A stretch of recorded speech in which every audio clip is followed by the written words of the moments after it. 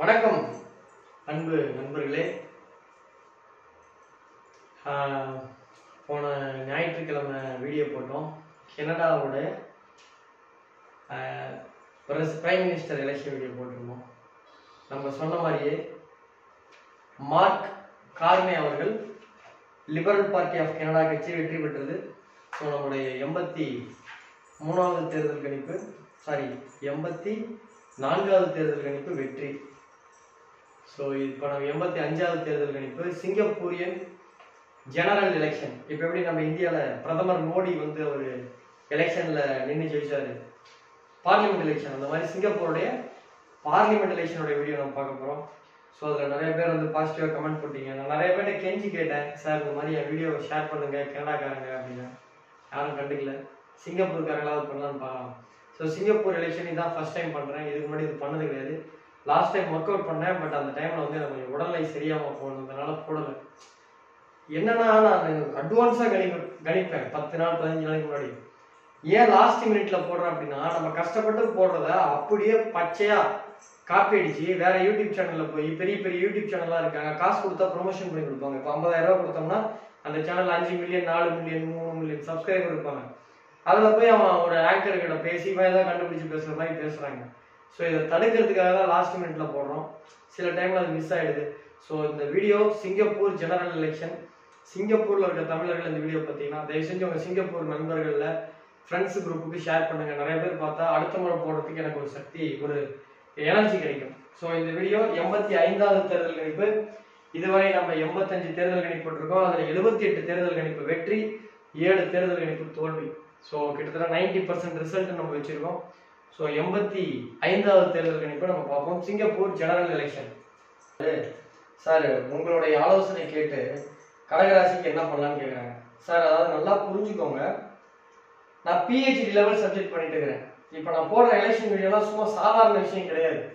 இது நீங்க வீடியோ 20 நிமிஷத்துல பார்க்கலாம். இதுக்கு பின்னாடி உழைப்புன்றது ரொம்ப பெரிய உழைப்பு. 4 நாள், 1 வாரம், 2 வாரம், ஏன் 1 மாசம்லாம் அமெரிக்கா எலெக்ஷனுக்கு நான் ஒர்க் அவுட் பண்ணேன். இதுல வந்து ABCD வவல்ஸ்னா என்ன, A for apple, B for ball, அந்த மாதிரி கேஷன்லாம் கேட்காதீங்க. கோச்சார பலன்றது ஜோசியத்துல பேசிக். நான் பண்ணிட்டு இருக்கிறது அடுத்த லெவல், அட்வான்ஸ் லெவலில் நான் போயிட்டு இருக்கேன். ஸோ இதுக்கு தகுந்த மாதிரி கேள்விகள் கேளுங்க. மீனராசிக்காரன் கார் வாங்கலாமான்னு கனடா எலெக்ஷன்ல போட்டிருக்காங்க.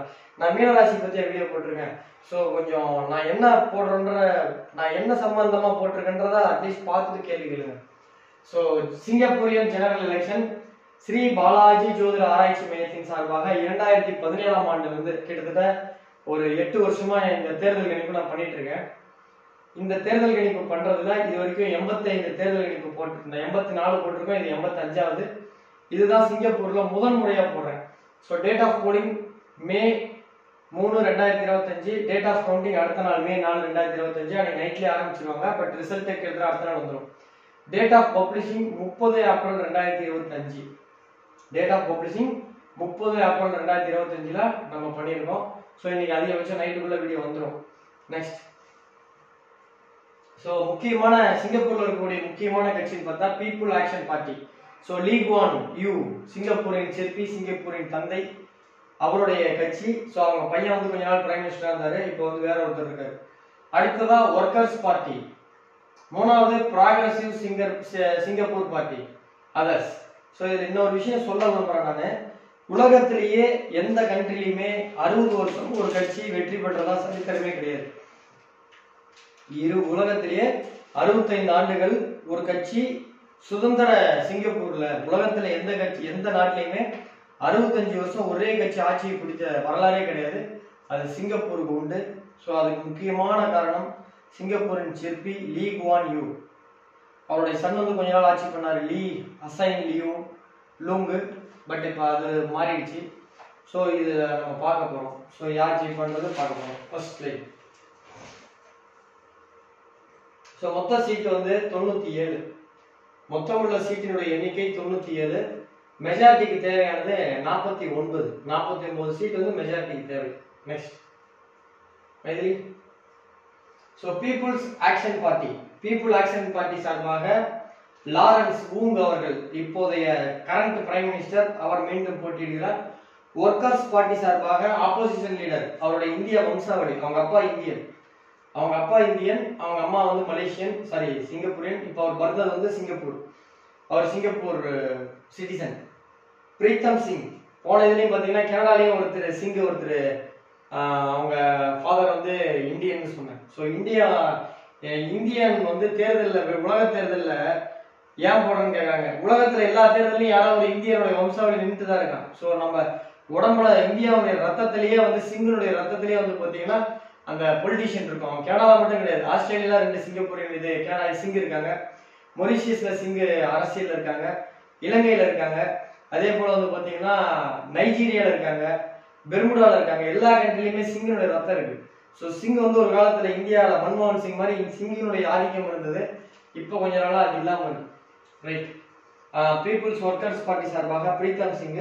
லீவ் அதே மாதிரி ப்ராக்ரசிவ் சிங்கப்பூர் பார்ட்டி சார்பாக லியோங் மூன் மாய் அவர் நிற்கிறாங்க. So progressive Singapore party. Next first. So முதல்ல நம்ம இவருடைய ஜாதகத்தை பார்ப்போம். லாரன்ஸ் வூங் இப்போதைய current prime minister Lawrence Wong. So இவர் தான் வந்து இப்போ பிரைம் மினிஸ்டரா இருக்காரு சிங்கப்பூருக்கு. இவர் வந்து கடந்த 1 வருஷமா இருக்காரு. அதுக்கு முன்னாடி வந்து பார்த்தீங்கன்னா 2016 வரைக்கும் ஸோ லீ குவானோட சன் வந்து இருந்தார். 2004 இருந்து 2024 கடந்த 20 ஆண்டுகளாக லீ நுசான் லூங் இருந்தாரு. அவருக்கு பதிலாக இப்போ அவருக்கு பதிலாக சொல்றதை விட அவருக்கு அடுத்துதான் இப்போ நிற்கிறவருடைய பேர் வந்து லாரன்ஸ் வூங். ஸோ இவர் வந்து நிற்கிறாரு. ஸோ இவருடைய ஜாதகம் பார்க்குறோம். ஸோ 8 டிசம்பர் 1972 காலை 9 மணிக்கு சிங்கப்பூர்ல பிறந்தாரு. இதுதான் கரெக்டான இது, அப்படியே மாறிட்டே இருக்கு, இதெல்லாம் கட் பண்ணி. ஸோ இவர் மகர லக்கணம், லக்கணாதிபதி லக்கணத்துக்கு 5ஆம் இடத்துல இருக்கார். லக்கணத்துக்கு 4 சந்திரன், லக்கணத்திற்கு 4ஆம் இடத்துல சந்திரனும் சுக்கிரனும் திக்பலம். இந்த ஜாதகத்துல சந்திரன் திக்பலத்தோட இருக்கு. லக்கணத்திற்கு 6ல கேது பகவான், லக்கணத்துக்கு 10ல செவ்வாய் திக்பலத்துல இருக்காரு. லக்கணத்துக்கு 11ல புதன் சுக்கிரன் இணைவு, லக்கணத்துக்கு 12ல லக்கணத்திற்கு 3 12 கூடியவர் 12ஆம் இடத்தில் மறைஞ்சிருக்கார். லக்கணத்துக்கு 8 கூடியவர் 12ஆம் இடத்தில் மறைஞ்சிருக்கார். ஸோ இது வந்து கெட்டவன் கிட்டிடும் ராஜயோகம்ன்ற ஒரு அமைப்பு. ஸோ இதுல நம்மளுடைய பஞ்சமகா புருஷோகம் என்னெல்லாம் சேர்ந்திருக்குன்னு பார்க்கலாம். லக்கணத்திற்கு 12ஆம் இடத்துல இருக்க குரு 5ஆம் பார்வையாக, லக்கணத்திற்கு 12ஆம் இடத்துல இருக்கக்கூடிய குரு சொந்த வீட்டுல இருக்காரு. புதன் சனியை பார்க்கிறார் 1, சுக்கிரன் சனியை பார்க்கிறார் 2, சனி புதனை பார்க்கிறார் 3, சனி சுக்கிரனை பார்க்கிறார் 4, செவ்வாய் மட்டும் 8ஆம் பார்வையாக சனியை பார்க்கிறார் 5. ஸோ 5 பஞ்சமகா புருஷயோகத்துல 5 புருஷயோகம் வேலை செய்யுது. அதே போல குரு பகவான் வந்து பாத்தீங்கன்னா எப்பயுமே குரு பகவான் லக்கணத்திற்கு சரலக்கணத்திற்கு குரு பகவான் மறைந்து ராகுவோடைய கேதுவோடையோ சம்பந்தப்பட்டால் யோகம். இது வந்து கோதண்ட ராகு, அதாவது தனுசுல ராகு இருந்தால் அது பேர் கோதண்ட ராகும்பாங்க. ஏன்னா ராமருக்கு அந்த மாதிரி இருக்குன்னு சொல்லிட்டு. ஸோ அந்த மாதிரி இந்த கோதண்ட ராகு அமைப்பு இருக்கு. ஸோ இது ஒரு அமைப்பு, ஒரு அற்புதமான ஒரு அமைப்பு. கேது பகவானும் லக்கணத்திற்கு 6ஆம் இடத்துல மறைஞ்சிருக்கு. ஸோ இது ஒரு அற்புதமான ஒரு ஜாதகம். லக்கணாதிபதி லக்கணத்துக்கு 2 கூடியவர் 5ஆம் இடத்துல இருக்காங்க. லக்கணத்துக்கு 7ஆம் அதிபதி 4ஆம் இடத்துல இருக்காங்க. லக்கணத்திற்கு 4ஆம் அதிபதி லக்கணத்துக்கு 10ல இருந்து தன்னுடைய சொந்த வீட்டை 4ஆம் வீட்டை பார்க்கறாங்க. ஸோ இது அற்புதமான அமைப்பு. ஸோ இவர் கடந்த ஆண்டு பிரைம் மினிஸ்டரா இருந்திருக்காரு. இப்போ அவர் நிக்கிறதுக்கான வாய்ப்புகள் இருக்கு. இந்த முறை அவர் அற்புதமான நேரம் நல்லா இருக்கு. ஸோ இவருடைய சுய ஜாதகம் நன்றாக இருக்கிறது. அடுத்த ஜாதகத்தை பார்த்து கம்பாரிசன் வருவோம். நெக்ஸ்ட். ஸோ ஒர்க்கர்ஸ் பார்ட்டி சார்பாக இந்திய வம்சாவளியை சார்ந்த பிரீத்தம் சிங் இருக்காரு. அவர் 2 அக்டோபர் 1976 சிங்கப்பூர் சுதந்திர சிங்கப்பூர்ல பிறந்தாரு. காலை 9:40 பிறந்தாரு. ஸோ இவர் கன்னியா லக்கணம், லக்கணத்திற்கு 2ல சந்திரன் ராகு, 4ஆம் இடத்தில் மாந்தி, லக்கணத்திற்கு 6ஆம் இடத்தில் கேது, லக்கணத்திற்கு 9ஆம் இடத்தில் குரு பகவான் லக்கணத்தை பார்க்கிறார். லக்கணத்துக்கு 11ஆம் இடத்தில் சுக்கிரன். இவருடைய ஜாதகம் போடுமே இல்லை. ஸோ லக்கணத்துல கன்னியா லக்கணம், லக்கணத்துக்கு 2ல சந்திரன் ராகு, லக்கணத்திற்கு 4ஆம் இடத்தில்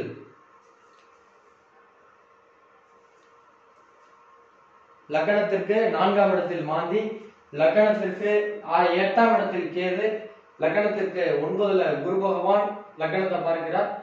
லக்கணத்திற்கு 11ஆம் இடத்தில் சனி தனது 3ஆம் பார்வையை லக்கணத்தை பார்க்கிறார். லக்கணத்துக்கு 11ல சூரியன் சுக்கிரன் சனி, லக்கணத்துக்கு 12ஆம் இடத்துல புதன் சுக்கிரன். ஸோ இது வந்து ஒரு போராட்டமான ஒரு ஜாதகம். எப்பயுமே லக்கணத்தை சனி பார்க்கறது நல்லது. ஆனா லக்கணத்திற்கு 11ஆம் இடத்தில் லக்கணத்திற்கு 2, 9 கூடியவர் சுக்கிரன், லக்கணத்துக்கு 12ஆம் அதிபதியான சூரியனுடன் சேர்ந்து பார்க்கிறார். ஸோ லக்கணத்துக்கு 12ஆம் அதிபதியுடன் சூரியனுடன் சேர்ந்து சனி பார்க்கறது அவ்வளவு சிறப்பு கிடையாது. அதாவது சனி வந்து 3ஆம் பார்வை லக்கணத்தை பார்க்கறது நல்லது. இந்த சூரியன் இங்க இருந்திருந்தா இது வேற மாதிரி ஜாதகம். பட் சூரியனோட சேர்ந்த சனி லக்கணத்துக்கு 12ஆம் அதிபதியோட சனி பார்க்கிறது அவ்வளவு அரசியலுக்கு அவ்வளவு சிறப்பு கிடையாது. அதே மாதிரி பஞ்சமகா புருஷ யோகத்துல புதன் செவ்வாயை தவிர சுக்கிரன் சனி தவிர வேற எதுவும் பெருசா கிடையாது. அதுவும் அந்த இடத்துல சனி சூரியனோட இருக்கிறதுனால. சோ ஒருவேளை சனி தனது சொந்த நட்சத்திரமான பூசத்துல இருந்தா அது வேற மாதிரியான பலன். பட் அங்க கிடையாது. ஸோ இப்போ ஆயுத நட்சத்திரத்தில் தான் இருப்பாரு. ஸோ இது ஒரு அற்புதமா ஒரு ஆவரேஜான பலன்னு சொல்லலாம். சனி வந்து கேது 10ஆம் பார்வையா பாக்குறாங்க. சனி வந்து கேதுவை 10ஆம் பார்வையா பாக்குறாங்க. அதுவுமே அவ்வளவு சிறப்பு கிடையாது. ஒரு அரசியல்வாதிக்கு அப்படிலாம் இருந்ததுன்னா ஸ்ட்ரெயிட் ஃபார்வர்டா பேசிடுவாங்க. ஸ்ட்ரெயிட் ஃபார்வர்டா பேசினா ஓட்டு எப்படி கிடைக்கும்? ஸோ அரசியல்வாதி சிரிச்ச முகத்தோட தான் எதுவுமே பேசணும். அதாவது ஒரு கட்சியை சேர்த்துக்கிட்டோம்னா அந்த கட்சிக்கு எவ்வளவு ஓட்டு உழுவுதுன்னு பாக்குற மாதிரி அந்த கட்சியை சேர்த்துக்கிட்டா எவ்வளவு நெகட்டிவ் ஓட்டுன்னு ஒரு கணக்கு இருக்கு. இப்போ எக்ஸாம்பிள் நம்ம சொல்றோம் அப்படின்னா, இப்போ ஒரு பேச்சுக்கு இது வந்து தவறா வேணாம், இது தப்பா போயிடும். அப்புறம் இன்னும் ஒரு கட்சி சார்பா நீங்க பேச ஆரம்பிப்பீங்க. இப்போ வந்து பாத்தீங்கன்னா லக்கணத்திற்கு சனி 3ஆம் பார்வையா பார்க்கறது ஓரளவுக்கு இது நல்ல விஷயம்தான். ஸோ இது ஒரு அற்புதமான அமைப்பு. பட் ஆனா வெற்றி பெறக்கூடிய அளவுக்கு டஃப் ஃபைட் கொடுக்குமான்றது நம்ம சொல்ல முடியாது. அடுத்து மைதிலி ப்ராக்ரசிவ் சிங்கப்பூர் பார்ட்டி சார்பாக லியாங் மூன் வாய் அவர் நிற்கிறார். இவர் வந்து பானின் மலேசியா பானு. 25 செப்டம்பர் 1959 விடியற்காலை காலைல 10 மணிக்கு பிறந்திருக்காரு. Progressive Singapore party. லக்கணம் துலா லக்கணம். லக்கணத்திற்கு 2ல குரு பகவான், லக்கணத்துக்கு 3ல சனி பகவான், லக்கணத்துக்கு 6ல கேது, லக்கணத்திற்கு 9ல சந்திரன், லக்கணத்துக்கு 11ல சுக்கிரன், லக்கணத்துக்கு 12ல சூரியன் புதன் செவ்வாய் ராகு. ஸோ இது வந்து அரசியலுக்கு பெரிய லெவலில் ஃபிட்டான ஒரு ஜாதகமே கிடையாது. ஏன்னா ஜாதகத்துல பரிவர்த்தனை பெருசா இல்லை. லக்கணத்து ஜாதகத்துல ராகுவோட சேர்ந்ததுனால செவ்வாய் புதன் பஞ்சமகா புருஷருக்கு சப்போர்ட் பண்ணாது. சனி 10ஆம் பார்வையா செவ்வாயை பார்க்கறது அவ்வளவு சிறப்பு கிடையாது. ஸோ இது ஒன்றும் பெரிய அளவுல ஒரு ஜாதகம் பண்ணுது. ஸோ அந்த அளவுக்கு ஒரு சிறப்பு வாய்ந்த ஜாதகமே கிடையாது. ஸோ இவர் வந்து 25 இவருடைய ஜாதகம் வந்து பார்த்தீங்கன்னா 25 செப்டம்பர் 1959 காலை 10 மணி சிங்கப்பூர்ல பிறந்திருக்கார். ப்ராக்ரசிவ் சிங்கப்பூர் பார்ட்டியுடைய லீடர். ஸோ இவர் லக்கணம் அவ்வளவு சிறப்பு கிடையாது. ஸோ லக்கணம் துலா லக்கணம். லக்கணத்துக்கு 2ல குரு, லக்கணத்துக்கு 3ல சனி, லக்கணத்திற்கு 6ல கேது, லக்கணத்துக்கு 9ல சந்திரன், லக்கணத்திற்கு 11ல சுக்கிரன், 12ல சூரியன் புதன் செவ்வாய் ராகு. இவருடைய ஜாதகத்துல பஞ்சமகா புருஷமும் பெருசா இல்ல. புதனும் செவ்வாயும் சேர்ந்திருக்கு. ஆனா அது ராகு கூட இருக்கிறதுனால அது பெரிய யோகம் கிடையாது. அதே போல சனி 10ஆம் பார்வையா செவ்வாயை பார்க்கிறார். ஆனா ராகு இருக்கிறதுனால அவ்வளவு சிறப்பு கிடையாது. ரெண்டாவது இந்த ஜாதகத்துல ஒரே ஒரு பலம் என்ன, 2ஆம் இடத்துல இருக்கக்கூடிய குரு பகவான் லக்கணத்திற்கு 6ஆம் இடத்துல மறைஞ்ச கேதுவை பார்க்கிறார். மறைந்த கேதுவை குரு பகவான் பார்ப்பது நன்மை. அது ஒண்ணு மட்டுமே எலெக்ஷன் ஜெயிக்கிறதுக்கான ஒரு பங்கா இருக்காது. அதே மாதிரி சனி சந்திரனை பார்க்கறது இது புணர்ப்பு தோஷம். இதுவுமே வந்து ஒரு அரசியல்வாதிக்கு புணர்ப்பு தோஷம் இருக்கலாம். ஆனா அது மறைந்த இடத்துல சனி இருக்கக்கூடாது. ஸோ இதுல வேரியேஷன் நிறைய இருக்கு. ஸோ இவர் ஜெயிக்கிறதுக்கான வாய்ப்புகள் பெருசா இல்லை. ஸோ போட்டியே வந்து பாத்தீங்கன்னா முதல் 2 பேருக்கும் தான். அதாவது லாரன்ஸ் சாருக்கும் பிரீத்தம் சிங்குக்கும் வாங்க. ஸோ இவரோட ஜாதகத்தை மறுபடியும் ரிசர்ச் பண்ணுவோம். ஸோ எலெக்ஷன் டைம்ல இவருக்கு நடக்கிறது குரு திசையில செவ்வாய் புத்தி. குரு பகவான் லக்கணத்திற்கு 3-12 கூடையவர். அவர் 12ஆம் இடத்துல சொந்தமான வீட்டுல இருக்காரு. ஸோ இப்ப எலெக்ஷன் கிட்ட குரு பகவானும் கிட்டத்தட்ட ஒரு இப்ப மே மாசம் பயிற்சி நடக்குது. 20 பக்கம் 17 பக்கம்.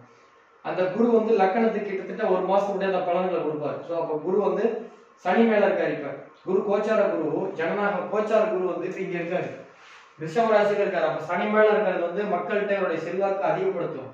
இப்ப அடுத்து கேது கிட்ட போய் குருவை பாக்குறாரு. இது நல்ல விஷயங்கள். ஸோ கண்டிப்பா இவர் மீண்டும் ஒரு பலமான அமைப்பு இருக்குன்றது தான் இந்த ப்ரெடிக்ஷன் காட்டுது. அதே மாதிரி செவ்வாய் புத்தி நடக்குது. செவ்வாய் லக்கணத்திற்கு 4க்கும் 11க்கும் உடையவர். லக்கணத்துக்கு 10ல இருக்காரு. இங்க பாருங்க, 4ஆம் அதிபதி 10ல இருக்காரு. ஒரு கேந்திராதிபதி இன்னொரு கேந்திரத்தில் இருப்பது சிறப்பு. அதுவும் 4ஆம் பார்வை லக்கணத்தை பார்க்கறாங்க. கேந்திராதிபதி கேந்திரத்தில் இருப்பது சிறப்பு. அதை விட லக்கணத்தை பார்ப்பது அதை விட சிறப்பு. ஸோ லக்கணத்துல இருக்கிறதுனால ஒரு அமைப்பு நல்லா இருக்கு. லக்கணமே அவிட்ட நட்சத்திரத்துல இருக்கிறதுனால லக்கண புள்ளி அவிட்டத்துல இருக்கு. ஸோ இது வந்து ஒரு நல்ல வெற்றி வாய்ப்புக்கான வாய்ப்பு இருக்கு. அடுத்து பிரீத்தம் சிங்.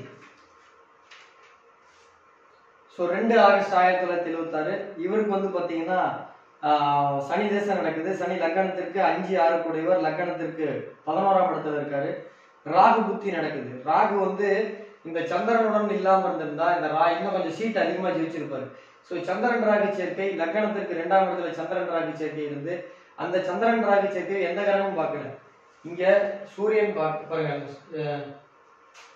குரு பார்க்கல, சூரியன் பார்க்கல, சுக்கிரன் பார்க்கல, சனி பார்க்கல, புதன் பார்க்கல, செவ்வாய் பார்க்கல, எந்த கிரகமே பார்க்கல. எப்பயுமே சந்திரன் ராகு வந்து ஏதாவது ஒரு கிரகம் பார்க்கணும், விசேஷ பார்வையாவது பார்க்கணும். செவ்வாய் 4-8, சனி 3-10, குரு 7-5-9, இந்த மாதிரி ஏதாவது ஒரு கிரகங்கள் பார்க்கணும். பார்க்கல அப்படின்னா அந்த கிரகம் வந்து ஒரு தேர்தலில் ஜெயிக்கிற அளவுக்கு எல்லாம் சப்போர்ட் பண்ணாது.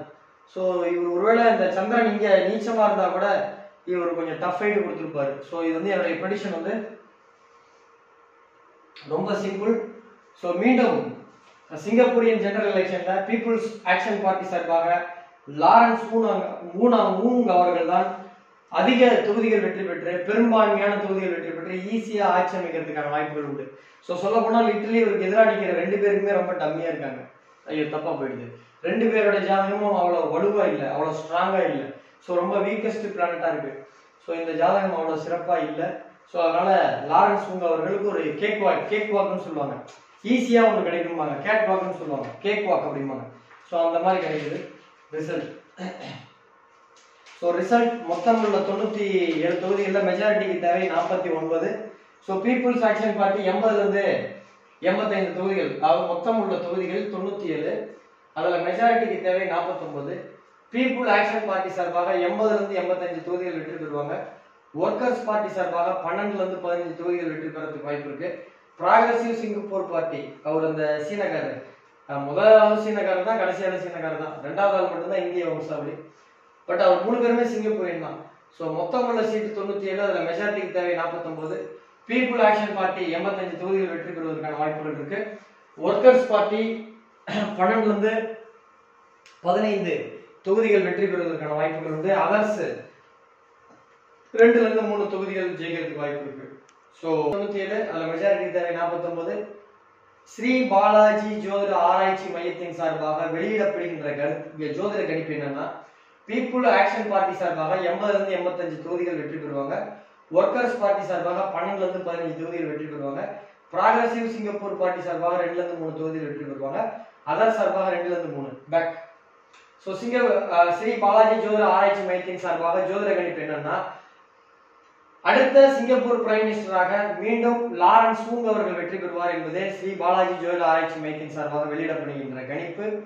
ஸோ அப்படி ஒருவேளை இன்னும் ஒரு வாரத்துல திங்கட்கிழமை தெரிஞ்சிடும், ஒருவேளை அப்படி வெற்றி பெற்றால் அவருக்கு உலகத்திலேயே முதல் வாழ்த்தாக சேலத்திலிருந்து இந்தியாவிலிருந்து, தமிழ்நாட்டிலிருந்து, சேலத்திலிருந்து, அம்மாப்பேட்டை என்கின்ற பகுதியிலிருந்து லாரன்ஸ் வூங் அவர்களுக்கு முதலாக வாழ்த்துக்களையும் பாராட்டுகளையும் தெரிவிப்பதில் மற்றற்ற மகிழ்ச்சி அடைகிறேன். சிங்கப்பூருக்கு எனக்கு ஒரு தனி நெருக்கம் உண்டு. ஏன்னா உலகத்துல எனக்கு ஜோதிட வாடிக்கையாளர்கள் உலக அளவுல இந்தியாவை தவிர அதிகமான வாடிக்கையாளர்கள் கொண்டது ஃபர்ஸ்ட் அமெரிக்கா. யூஎஸ்ல இது வரைக்கும் என்கிட்ட ஒரு 800 பேருக்கு மேல பார்த்துருக்காங்க. அதுக்கு அடுத்த இடத்துல இருக்கிறது மலேசியா, 750 பேருக்கு மேல பார்த்துருக்காங்க போன்ல. சிங்கப்பூர், மலேசியா நான் ஊருக்கு போறப்ப பார்த்தவங்க ஒரு 700 பேர்னா ஒரு 1500 பேர் இருப்பாங்க. பட் போன் டேட்டா பேஸ்ல ஃபர்ஸ்ட் அமெரிக்கா, செகண்ட் மலேசியா, அதுக்கு அடுத்த இடத்துல இருக்கிறது சிங்கப்பூர்.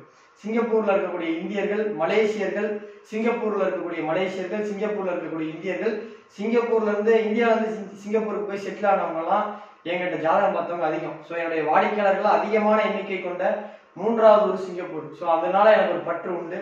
ஸோ சிங்கப்பூர்ல கரெக்டா சொல்லணும், நான் ரொம்ப உஷாரா இருந்தேன். மற்ற தொகுதியெல்லாம் கொஞ்சம் ஸ்பீடா போவேன், மற்ற எலெக்ஷன்லாம் நான் ஒரு 4 நாள் தான் முடிப்பேன். இது மட்டும் கொஞ்சம் கண்ணு கருத்துமா பார்த்தேன். அது எப்பயுமே நான் உஷாரா தான் இருப்பேன். பட் இந்த சிங்கப்பூரை மட்டும் 2-3 தடவை வெரிஃபிகேஷன் பண்ண, தப்பாயிடக்கூடாது அப்படின்னு சொல்லிட்டு. ஸோ லாரன்ஸ் வூங் அவர்கள் வெற்றி பெறுவார் என்பது என்னுடைய ஆணித்தரமான கணிப்பு. பட் ஜெயிக்கிறாரா இல்லையான்றது ரியாலிட்டி மண்டே தான் தெரியும். பட் என்னுடைய கணிப்பு லாரன்ஸ் வூங் அவர்கள் வெற்றி பெறார். ஸோ அவருக்கு வாழ்த்துக்களும் பாராட்டுகளும். நெக்ஸ்ட். ஸோ பாருங்க, இது வரைக்கும் நான் 85 தேர்தல் கணிப்பு போட்டிருக்கேன். எதுலையுமே என்னுடைய ஃபோன் நம்பர் நான் போட்டதே கிடையாது. எனக்கு நம்மளுடைய ஒரு ஜோசியமா ஒரு வீடியோ போடுறோம், அதுல ஜோசியத்தை தான் முன்னிலைப்படுத்தணும், தன்னை முன்னிலைப்படுத்த கூடாதுன்றத ரொம்ப தெளிவா இருந்தேன். அப்புறம் ஏன்னா நீங்க ஃபோன் நம்பர் போட்டு நீங்க கேட்கலாம். என் பேரை சொல்லி நிறைய ஃப்ராட் நடக்குது. சமீபத்தில் மேட்டூர்ல ஒருத்தர் வந்து நான் தான் பாலாஜி ஹாசன் சொல்லி நம்ம அந்த ஐபிசி, பிஹைண்ட் ரூட்ஸ், கலட்டா, மற்ற சேனல்ல என்ட்ரி கொடுக்குறோம், மெர்க்கரி யூடியூப் சேனல்ல என்ட்ரி கேட்கறாங்கன்னு கொடுக்குறோம். அதுல வர வீடியோவை டவுன்லோட் பண்ணி யூடியூப்ல டவுன்லோட் பண்ணி பாலாஜி ஹாசன் அபிஷியல் யூடியூப்ல ஒருத்தர் ஒரு சேனல் ஆரம்பிச்சு என் போட்டோ ஃபேஸ்புக்ல இருந்து டவுன்லோட் பண்ணி போட்டு ரீல்ஸ்ல அந்த 1.5 நிமிஷம் ரீல்ஸ்ல வீடியோவா அந்த ஐபிசில பேசுனது, மெர்க்குரி சேனல்ல பேசுனதெல்லாம் போடுறாரு. அதுல ஃபோன் நம்பர் அவர் நம்பர் போட்டுக்கிறாரு. யாராவது ஃபோன் பண்ணி இப்போ நம்ம அப்பாயின்மெண்ட் கிடைக்கலன்ற அவசரத்தில் அந்த நம்பர்ல கேட்டா என் போட்டோ வாட்ஸ்அப் டிபி வச்சு நான் தான் பாலாஜி ஹாசன் சொல்லி அவருடைய அக்கௌண்ட் நம்பர் மேட்டூர் ஏங்க என் பேர் பாலாஜி, நான் சேலம் அம்மாப்பேட்டம் எல்லா வீடியோலையும் சொல்றேன். நான் ஏன் மேட்டூர்ல போய் அக்கௌண்ட் ஓப்பன் பண்ண போறேன்? இன்னொருத்தர் அதை விட அட்வான்ஸா போய் கள்ளக்குறிச்சியில என் வீடியோலாம் போட்டு பாலாஜியோட அசிஸ்டன்ட் நான் சொல்லிட்டாங்க. எனக்கு எந்த அசிஸ்டன்ட்டும் கிடையாது. இது ஒண்ணுதான் என்னோட நம்பர். இது நான் 2008 நான் 10th படிச்சேன். 2010 12th முடிச்சேன். 2008 நான் 10th படிக்கும்போது வாங்கின நம்பர். எங்க வீட்டுக்காக வாங்கின நம்பர் ஆச்சு. அதுக்கப்புறம் எல்லாருக்கும் என் நம்பர் தெரிஞ்சதுனால இது என் நம்பரா நான் மாத்திட்டேன். இது போஸ்ட் பெய்டா 2013 இருந்து இருக்குது. ஸோ கிட்டத்தட்ட 20 வருஷமா 2008னா கிட்டத்தட்ட ஒரு 17 வருஷமா இந்த நம்பர் நான் யூஸ் பண்ணிருக்கேன். இதை தவிர வேற எந்த நம்பர் நான் இது வரைக்கும் யூஸ் பண்ணதும் கிடையாது ஜோசியத்துக்காக. ஸோ இந்த நம்பர் மட்டும்தான் என்னுடைய நம்பர்னு சொல்றதுக்காக தான் நான் இது சொல்றேன். ஏன்னா வேற யார்ட்டையும் நீங்க ஜோசியம் பார்க்கலாம், அதை பத்தி எனக்கு கவலை கிடையாது, அது உங்க விருப்பம். ஆனா என்கிட்ட பாக்குறதா நினைச்சு இன்னொருத்தர் நீங்க ஏமாறுறது, அதை உங்களை ஏமாறக்கூடாதுன்னு தடுக்கிறது என்னுடைய பொறுப்பு. அதுக்காக தான் நான் போடுறேன். என்னுடைய பேங்க் ஸ்டேட் பேங்க் ஆஃப் இந்தியாவில் சேலம் அம்மாப்பேட்டை பிரான்ச்சில் தான் இருக்கு. அதுதான் என்னுடைய ஒரே அக்கௌண்ட் நம்பரு, இதுதான் என்னுடைய ஒரே ஃபோன் நம்பர். ஸோ இந்த ஃபோன் நம்பர்ல இருந்து உங்களுக்கு ஏதாவது ரெஸ்பான்ஸ் வந்தால் மட்டும்தான் அதை நான் சொல்றேன். வேற எந்த ஃபோன் நம்பர்ல இருந்து வந்தாலும் அதுக்கு எனக்கு சம்மந்தம் கிடையாது. ஸோ நான் ஜோசியம் இப்போ ஃபேஸ்புக்கில் பார்க்கறது கிடையாது, ஃபேஸ்புக் மெசேஞ்சர் மூலிமா அப்ரோச் பண்ணுறது கிடையாது, இன்ஸ்டாகிராம் மெசேஞ்சரில் நான் அப்ரோச் பண்ணுறது கிடையாது. ஒன்லி ஒரே சேனலாக வாட்ஸ்அப்பில் கொண்டு வந்திருக்கேன். ஸோ அதுக்காக தான் நான் சொல்கிறேன். உங்களுக்கு யாருக்காவது ஜோசியம் ஃபியூச்சரில் இப்போ என்னால் ஐபிஎல் முடிகிற வரைக்கும் என்னால் பார்க்க முடியாது. ஐபிஎல் முடிந்த பிறகு உங்களுக்கு யாருக்காவது ஜோசியம் பார்க்கணும்னா இந்த நம்பரில் வாட்ஸ்அப்பில் கான்டாக்ட் பண்ணுங்கள். இந்தியாவிலேருந்து பார்க்குறவங்க மொபைல் நம்பருக்கு கால் பண்ணணும். இந்தியாவை தவிர வெளிநாட்டில் இருக்கவங்க வாட்ஸ்அப்புக்கு கால் பண்ணலாம் அல்லது வாட்ஸ்அப்பில் மெசேஜ் பண்ணி தொடர்பு கொள்ளலாம். இந்தியாவில் இருக்கவங்க வாட்ஸ்அப் வரக்கூடாது, ஃபாரின்ல இருக்கவங்க மொபைலுக்கு கால் பண்ணக்கூடாது. ஏன்னா திரும்ப நான் கால் பண்ண முடியாது ஃபாரின் நம்பருக்கு. ஸோ அதனால இதுதான் இதை சொல்லலாம்னு தான் நான் சொல்ல வரேன். ஸோ என்னுடைய ஹம்பிள் ரெக்வஸ்ட், சிங்கப்பூர்லேருந்து இந்த வீடியோ பார்க்குறவங்க யாராவது இருந்தால் உங்கள் சிங்கப்பூரில் இருக்கக்கூடிய தமிழ் நண்பர்களுக்கு இந்த வீடியோ லிங்கை ஃபார்வர்ட் பண்ணுங்க. நன்றி. ஸோ மீண்டும் ஒரு முறை next slide, final slide. So நம்மளுடைய கணிப்பின் வெற்றியாளர், நம்மளுடைய கணிப்புப்படி சிங்கப்பூரின் அடுத்த பிரதமர் பீப்புள் ஆக்ஷன் பார்ட்டி சார்பாக அறுதி பெரும்பான்மையோட வெற்றி பெற்று லாரன்ஸ் சூங் அவர்கள் வெற்றி பெறுவார். இதை நம்ம திங்கள் சபையில உறுதியா டிவியில நீங்களாம் பார்க்கலாம். நன்றி. மீண்டும் இன்னொரு தேர்தல் கணிப்புல நாங்கள் சந்திப்போம். அதே மாதிரி நிறைய பேர் வந்து சார் சனி பயிற்சி வீடியோவே நீங்க இன்னும் போடல, ராகு கேது வீடியோ என்ன நீங்க போடலன்றீங்க. மன்னிச்சிருங்க, நான் போடுவேன். இந்த ஐபிஎல் ஃபைனல் 25ஆம் தேதி முடியுது. அதுல இருந்து ஒரு 10 நாள் நான் போட்டுருவேன். முதல்ல ஒரு வருஷத்துல முடிய போறது குரு பயிற்சி, அதனால ஃபர்ஸ்ட் குரு பயிற்சி போட்டுறேன். அடுத்த வாரம் ராகு கேது பயிற்சி 1.5 வருஷம் இருக்கு, அடுத்து ராகு கேது போடுறேன்.